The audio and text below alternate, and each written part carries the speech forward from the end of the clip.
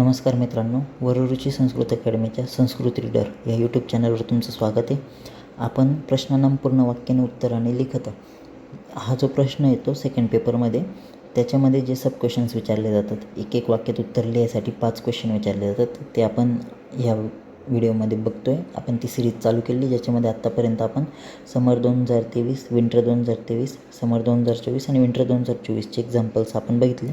या व्हिडिओमध्ये आपण समर 2025मध्ये जे प्रश्न आलेले होते ते बघणार आहेत. बघा, या ठिकाणी पहिला प्रश्न होता, शनै शनैः किं करणीयम.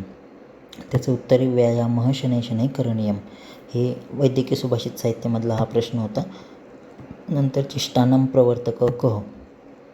हा जो प्रश्न होता हा सुद्धा वैद्यकीय सुभाषित साहित्यामध्ये जो क्वेश्चन आहे, वायूबद्दलचा जो श्लोक आहे त्याच्यावरती हा प्रश्न आहे. वायुतंत्र इंद्रधर तो जो श्लोक आहे त्याच्यावरतून हा प्रश्न विचारलेला आहे. चिष्टानां प्रवर्तक कः.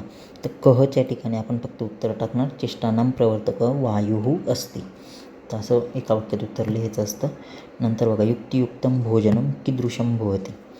तर हा पण वैद्यकीय सुभाषित साहित्यामधून घेतलेला आहे. वैद्यकीय सुभाषित साहित्यामध्ये भोजनाच्या बद्दलचा जो श्लोक आहे, युक्तियुक्तं रसायनम असा तो श्लोक आहे. तर त्याचं उत्तर आहे युक्तियुक्तं भोजनं रसायनं भवति.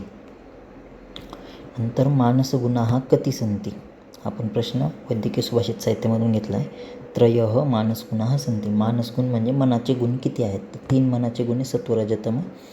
नंतर धर्मेण अध्यात्मविद्या का भवति. धर्म, अध्यात्मविद्या आणि विद्या याच्याने काय काय होते, तर धर्मेण अध्यात्मविद्या मनोशुद्धी भवति.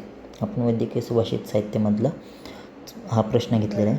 आता मोस्टली हे जे पण प्रश्न आलेले आहेत ते हे आत्तापर्यंत तर एक पण प्रश्न रिपीट नाही झालेला आहे.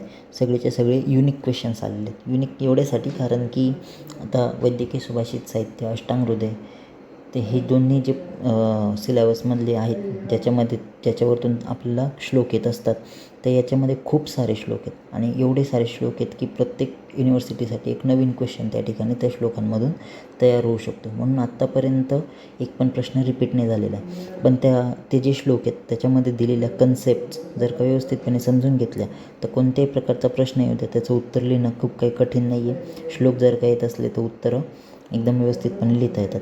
फक्त एवढं या ठिकाणी जे प्रश्न विचारलेला असतो तो ज्या फॉर्मॅटमध्ये विचारलेला आहे त्या फॉर्मॅटमध्ये आपल्याला त्या ठिकाणी उत्तर लिहायचं असतं. प्रश्नार्थक सर्वनाम बघायचं कोणतं आहे, त्या प्रश्नार्थक सर्वनामानुसार त्याचं उत्तर त्या ठिकाणी लिहायचं. तर अशा प्रकारे हा जो प्रश्न असतो त्याचे उत्तरं त्या ठिकाणी लिहायचे असतात. याचेच आणखीन जे प्रॅक्टिससाठी जे क्वेश्चन्स आहेत ते पण मी तयार केलेले आहेत. ते पण मी पुढच्या व्हिडिओमध्ये सगळ्यांसोबत शेअर करतो. हा व्हिडिओ आवडला असेल तर या व्हिडिओला लाईक करा. जास्तीत जास्त मुलांपर्यंत आपलं हे यूट्यूब चॅनल शेअर करा आणि आपल्या यूट्यूब चॅनलला सबस्क्राईब करा. धन्यवाद.